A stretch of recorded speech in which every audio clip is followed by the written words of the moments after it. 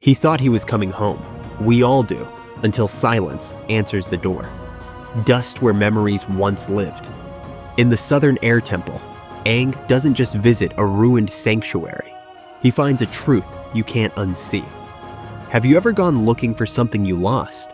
A place, a version of yourself, hoping it might still be there? At first, it looks like an adventure. The skies are bright. Appa soars above the clouds. Aang's smile is wide with anticipation. He's coming home, to the place of his childhood, to the monastery where he was raised, to the monks who once guided him with warmth and pie and sky games. And so he rushes, because nothing says inner peace, like sprinting toward a war zone in denial. He rushes because hope is still possible. Because maybe, just maybe, the war didn't reach that high. Maybe the temple's too remote, too sacred, too hidden to have been touched by fire. You can almost believe it with him. You want to. That's the beginning of denial. It's not ignorance. It's love, disguised as logic. He tells himself, the Fire Nation doesn't have flying bison. They couldn't have gotten there. No one's seen airbenders for 100 years, but that doesn't mean they're gone. Not really. And maybe you've done that too. Not with temples or sky bison, but with people or places or versions of yourself you weren't ready to lose. We all do it. Illusion buys us time. One more day of peace before the truth arrives. Maybe it's still the same. Maybe it's not as bad as it looks. Maybe if I go back, it'll feel right again. Because facing what's really gone, that asks too much. It's not just grief, it's disorientation. It's letting go of a world that once made sense and walking forward without a map. We all crave that. But this episode isn't about preservation, it's about collapse. You came for a temple tour, you get a grief spiral. Welcome to Avatar. As Aang skips through the corridors, he points out playgrounds and dormitories. He laughs, but you can feel the gap between past and present widening like a chasm. He says, that's where the bison slept, but the stables are empty. He says, this is where we played airball, but the court is overgrown with weeds. Katara tries to warn him. Just be prepared, she says gently. Things may have changed. But Aang shakes it off. He needs to believe. Because some truths are so big, you can't let them in all at once. You have to edge toward them. And that's what this whole episode is. A slow approach toward the unbearable. You can feel it in your body, the way Aang keeps moving, keeps smiling, keeps pointing things out. You've done it. When you weren't ready to feel yet. When you needed just one more second of pretending everything was okay. This isn't denial out of ignorance. It's denial out of mercy. And that's why this episode hurts so differently when you're older. Because you realize, sometimes the last person to know the truth is the one who needs it most. What happens when the past you depended on is gone? Not changed, not distant, gone. This is the episode where Aang stops being a child on an adventure and becomes a survivor. This is when he finds out what the Fire Nation really took. Not just history, not just peace, but his people, his family, his identity, and it shatters him. As an adult, you see it more clearly. You realize that what Aang is going through isn't just sadness, it's grief. Pure, unfiltered grief. The kind you don't cry through, the kind that hollows you out, the kind that makes you kneel in the ruins of a world you thought would never end and ask, who am I now? The moment he sees the necklace, the robes, the bones, everything stops. There are no words for it, just silence. And then the scream of wind.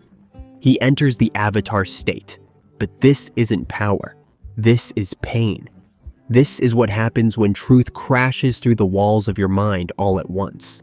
And the show doesn't flinch. It lets the devastation sit there, real and raw. No one saves Aang.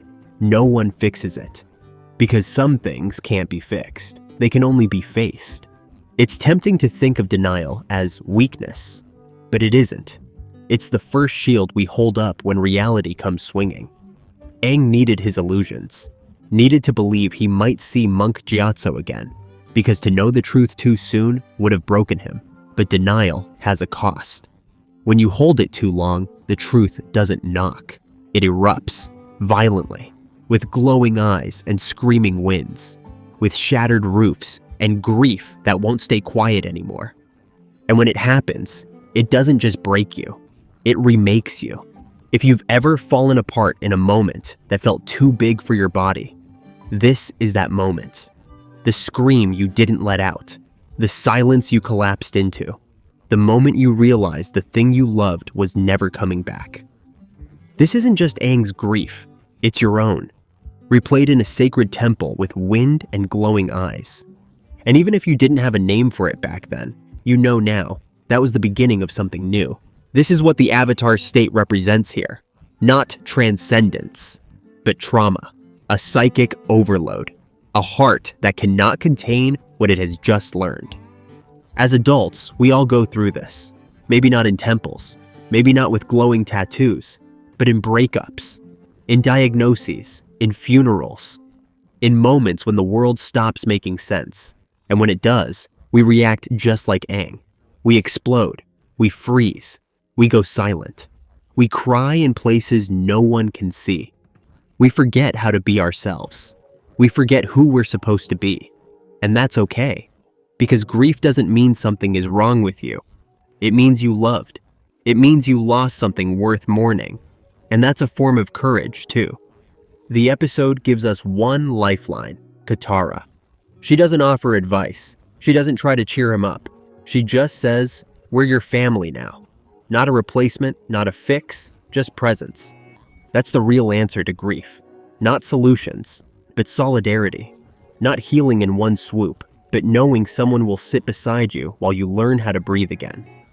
The Southern Air Temple was always meant to be sacred. A place where young airbenders came to learn, to laugh, to grow. Now it's a tomb. But this episode plants something else there, too. The beginning of a new story. Because even in this graveyard, something begins again. A lemur appears. A name is given. Momo.